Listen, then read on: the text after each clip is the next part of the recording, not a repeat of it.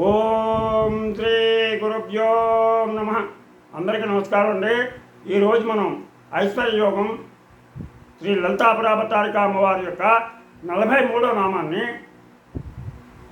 ఆ నామ మహిమ, ఆ నామాన్ని జపించడం వల్ల కలిగేటువంటి ఫలితాన్ని గురించి తెలుసుకుందాం. ముందుగా గణేశుడి ప్రార్థన. శుక్లాంబరధరం విష్ణుం శశివర్ణం చతుర్భుజం ప్రసన్నవదనం ధ్యాయే సర్వవిఘ్నోపశాంతయే. గురుబ్రహ్మా గురుర్విష్ణు గురుర్దేవో మహేశ్వరః గురు సాక్షాత్ పరబ్రహ్మ తస్మై శ్రీ గురవే నమః. ఓం ఐం హ్రీం శ్రీం శ్రీ మాత్రే నమః. ఓం ఐం హ్రీం శ్రీం శ్రీ మాత్రే నమః. ఓం ఐం హ్రీం శ్రీం శ్రీ మాత్రే నమః. హరి ఓం. ఈరోజు మనం లలితా పరాభట్టారిక అమ్మవారి ఐశ్వర్య యోగంలోని 43వ నామం శ్రవణం చేద్దాం.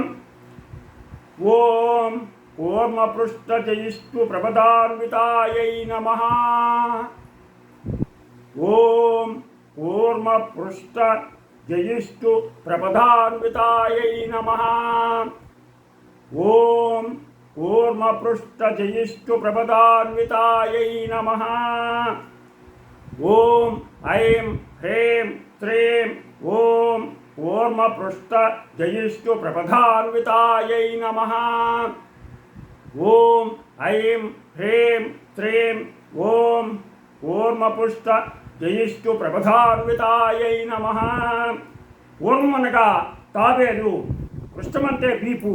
తాబేలు పైభాగంలోని చిన్న చిప్ప నున్నగా ఉంటుంది, వంపు కలిగి ఉంటుంది. దాన్ని జయించేవిగా అమ్మవారి మీగాళ్ళు అనగా కాలి పైభాగాలు ఉన్నాయి. కొద్దిగా బలంగా మాంస సమృద్ధితో నరాలు పైకి కనిపించకుండా మీగాళ్ళు ఉండడం శ్రేష్ఠ స్త్రీ లక్షణమని సాముద్రిక శాస్త్రం చెప్తోంది. పదం అంటే లోకం అని కూడా అర్థం. ఇంద్రపదం అనగా ఇంద్రలోకం లేదా ఇంద్రపదం అని కూడా అర్థం ఉంది. ప్రా అంటే ప్రకృష్టం, గొప్ప అని అర్థం. ప్రా అంటే ప్రకృష్టం అని, గొప్ప అని అర్థం. గొప్ప పదాన్ని అందించే అమ్మవారు పూర్వం శ్రీ మహావిష్ణువు కూర్మావతారంలో మందర పర్వతాన్ని ఉద్ధరించాడు, భూమిని మోస్తున్నాడు. ఇప్పటికీ అమ్మ సమస్త లోకాలను రక్షించే శక్తి కలది అని చెప్పేసి సమస్త లోకాలను రక్షించేటువంటి శక్తి ఆ అమ్మవారి దగ్గర మాత్రమే ఉంది. సమస్త లోకాలని ఆ తల్లే రక్షిస్తుంది అని చెప్పేసి తెలియజేసేదే ఈ మంత్రం అర్థం. సమస్త లోకాలను చల్లగా కాపాడుతుంది, చల్లగా రక్షిస్తుంది అని చెప్పేసిన మంత్రానికి అర్థం. 24 గాయత్రి ముద్రల్లో ఈ ముద్ర కూడా ఒకటి. 24 ముద్రలు వేస్తాం మనం గాయత్రి.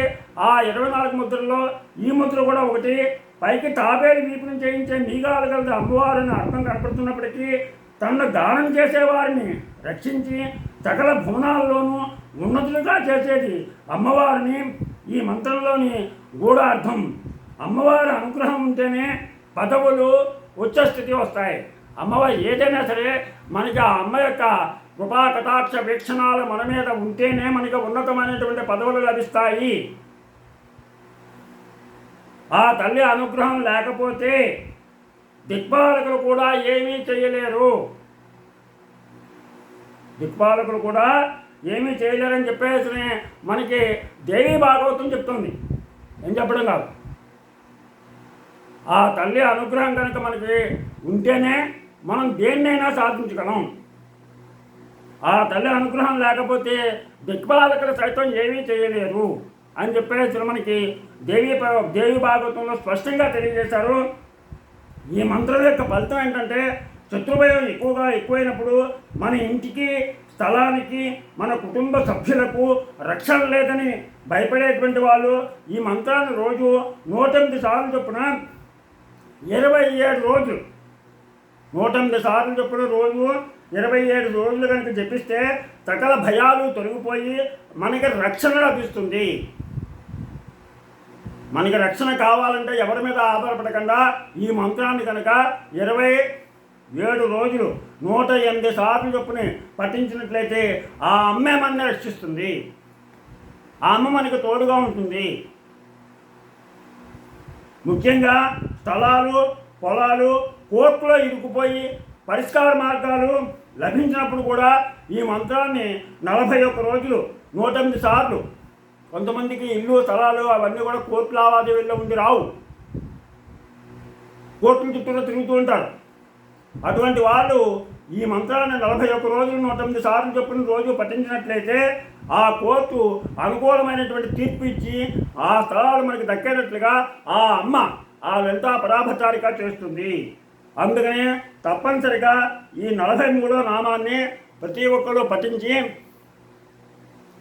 తమ తమ సమస్యల నుంచి పరిష్కారం పొందుతారని, ఆ అమ్మ అనుగ్రహాన్ని పొందుతారని ఆశిస్తూ, మీకు నా ఛానల్ కనుక నచ్చినట్లయితే సబ్స్క్రైబ్ చేయండి, అలాగే లైక్ చేయమని కోరుతూ మీ రాబాగు వెంకట ప్రభాకర్.